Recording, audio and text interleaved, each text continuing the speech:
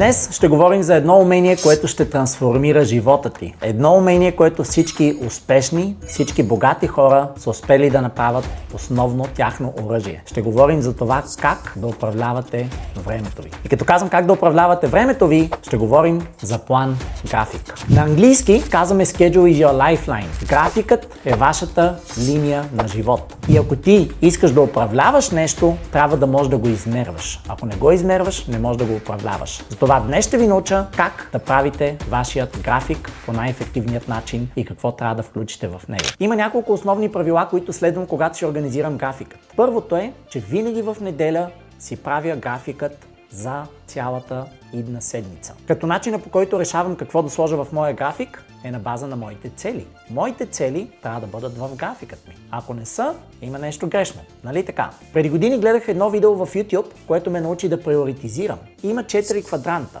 Важно и спешно, важно и неспешно, неспешно, но важно и не е важно, не е спешно. И винаги приоритизираме нещата, които са важни и спешни в същото време. Те са големите камъни. Те са нещата, които трябва да направим. Приоритет номер 1. След това слагаме на второ място и на трето място и за малките неща, които не са важни и не са спешни, единствено ако остане времето. Аз си правя графика на телефона или на компютъра и тъй като съм ги съединил с iCloud, ми излизат и на двете устройства. Слагам на едното, показва се и на другото. Това ми позволява да съм добре организиран. Има неща, които се повтарят всяка една седмица и трябва да са там. И в календара има опция да ги повтаряте ежеседмично до дадена дата. Така че аз ще започна от най-важните към по-малко важните, от тези, които се повтарят, към тези, които са индивидуално за дадената седмица. И в неделя искам да знам, че цялата ми седмица е организирана. А защо е важно да си правим план график и в неделя да организираме идната седмица? Няма да я запомним целият график и да станем роби на работата ни?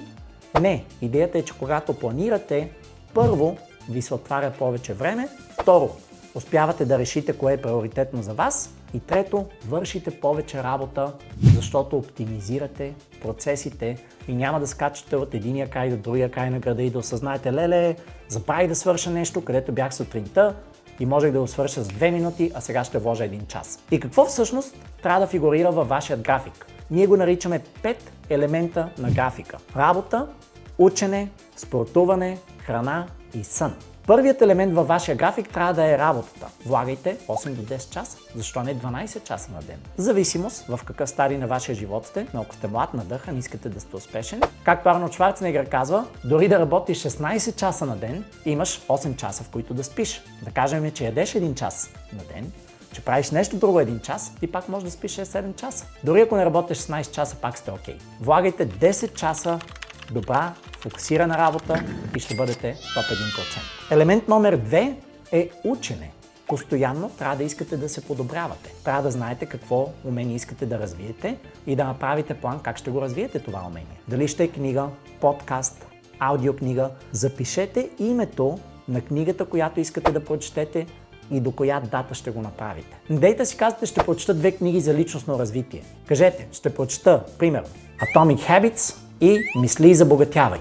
И ги сложете във вашия график. Ако ги нямате в графика, няма да го направите. Моето основно правило е сложи го в графика и го направи. Когато го сложиш в графика, си отдаден и имаш обещание да го направиш това нещо. Има едно зелено тикче, което може да го сложите всеки път, когато изпълните вашата задача. Оттам отиваме към тренировките.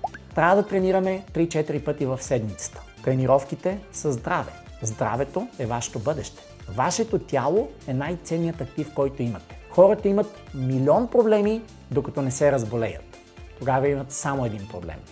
Помнете го това нещо. Вашето тяло е вашия храм. Грижете се за вашето тяло с тренировки. Това е страхотна инвестиция за бъдещето. Грижете се и чрез храната, която приемате. Храната е горивото за вашето тяло. Има 3 източника на енергия. Храна, сън и вода. Не го подценявайте това нещо. Вие сте това, което ядете. От към храна аз гледам да ям в едно и също време и е хубаво горе-долу поне да имате някаква идея колко захар приемате, колко калории приемате на ден. Ако давате добро гориво на тялото ви, ще имате енергия и може да движите смело напред. Сънят е едно нещо, което много хора подценяват и ги бута. Стремете се да си лягате и да се събуждате по едно и също време поне от понеделник до петък. Ако искате да купонясвате, независимо дали сте на 20 или на 45, няма лошо, купонясвайте, нека да е петък, нека да е събота. Но от понеделник до петък ставайте и си лягайте по едно и също време. Когато ставането и лягането са константа и те са едни и същи, тялото ви привиква към това нещо и може да си фокусира всичката друга енергия върху нещата, които наистина са важни и ви помагат да бъдете по-успешни. Когато се опитвате да измислите в колко ще ставате и в колко си лягате всеки ден, енергията ви отива там. Най-добрият сън е между 10:30 и 11:30 вечерта. Така че ако вие си лягате след полунощ в 1, в 2, в 3, изпускате най-ценният и дълбок сън. Тогава, когато тялото се възстановява най-много. Ако боледувате, вероятно е да боледувате заради липсата на добър сън, защото сънят възстановява вашето тяло. Нека да преговорим 5 елемента, които трябва да бъдат във вашия график. Работа, учене и самоусъвършенстване, тренировки, храна и сън. Сложете тези 5 неща във вашия график и планирайте вашия график всяка неделя за идната седмица и ще станете поне 5 пъти по-ефективни. Напишете в коментарите как ви се е отразил този съвет, ако го направите поне 3 седмици. Защото отнема 21 дни да изградите добър навик. 21 дни за изграждане на добър навик, един момент за разваляне на добър навик. Но, така или иначе, ние сме роби на нашите навици в живота. Ако сте роб на навик, нека да е добър навик.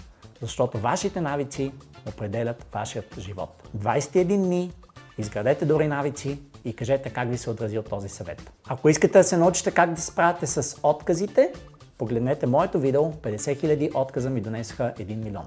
За още полезна информация, последвай ме, абонирай се и натисни камбанката.